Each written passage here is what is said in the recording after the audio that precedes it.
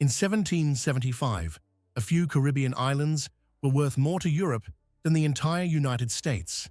Not someday, not almost, more. Empires fought wars over them. Kings protected them with navies. Merchants risked everything for them. And the reason wasn't gold, it was sugar. But this story is not about sweetness.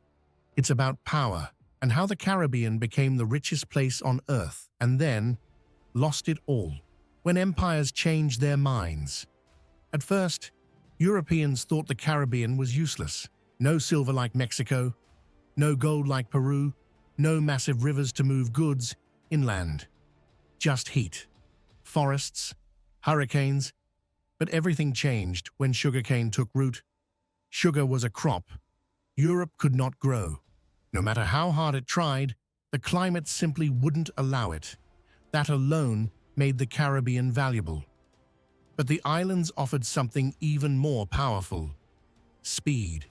Plantations were close to the sea. Ships could dock almost anywhere. Cane could be harvested, processed, and shipped without long roads or deep interior travel. Nature had quietly built a perfect system for trade. Once Europe realized this, the Caribbean was no longer ignored, and it became obsessed with the region. Sugar, the world's first super commodity.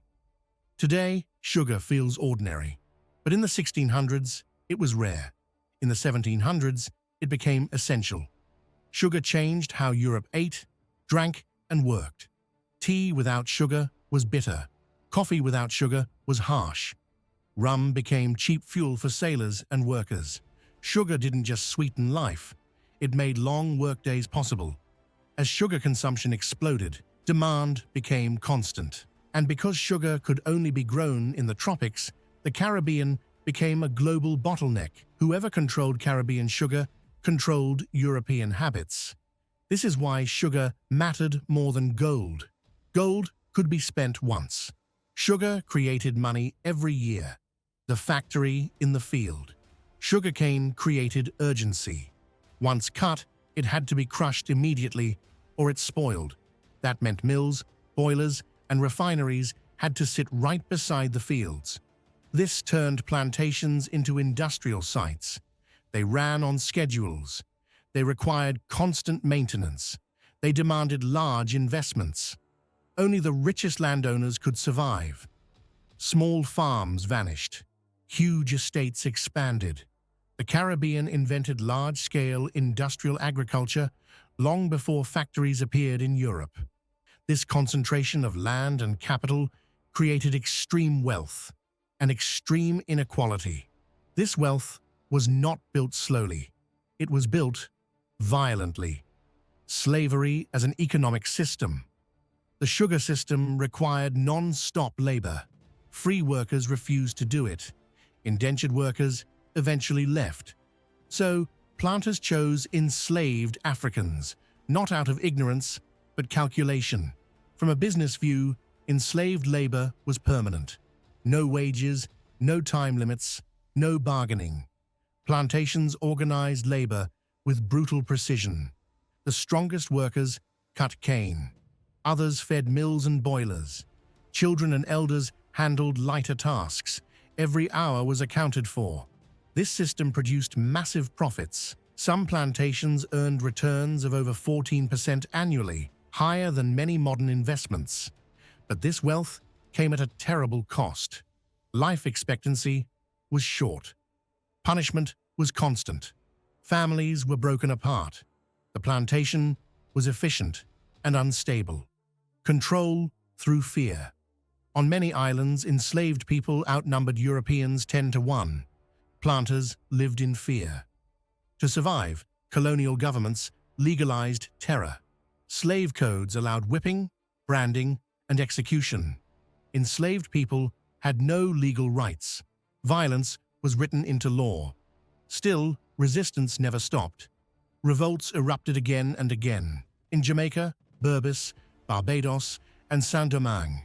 Entire armies were stationed in the Caribbean not to defend people, but to protect property. The region was rich, but always fragile. the cities that ran the world. Port Royal, Jamaica became legendary. Pirates, merchants, and privateers flooded its streets. Gold flowed in fast and disappeared just as fast.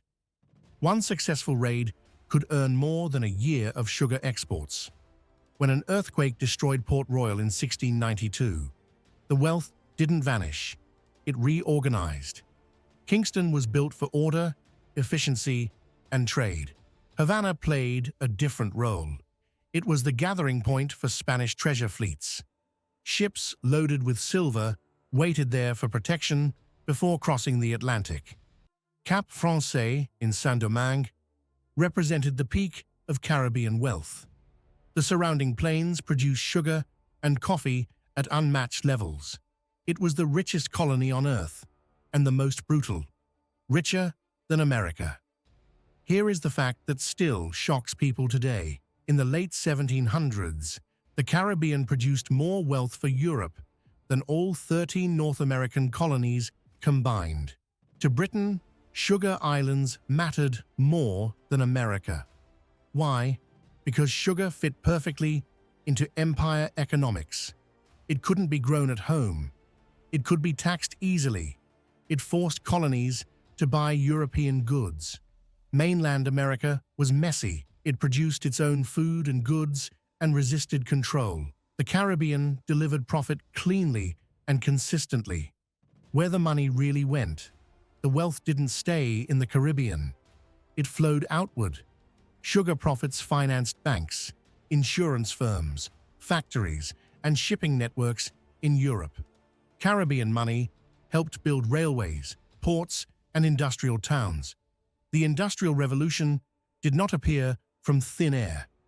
It was fueled by colonial wealth. The Caribbean generated the capital. Europe accumulated it. This imbalance shaped the modern world. Why it all collapsed? No system like this lasts forever. Sugar exhausted the soil. Equipment aged. Rebuilding costs rose. Hurricanes destroyed mills and refineries. New competitors emerged, especially Cuba and European beet sugar.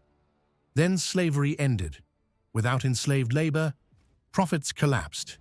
Indentured labor replaced chains, but the system never recovered its former power. The Caribbean lost global dominance, and the wealth never returned. The Caribbean was once the richest place on Earth.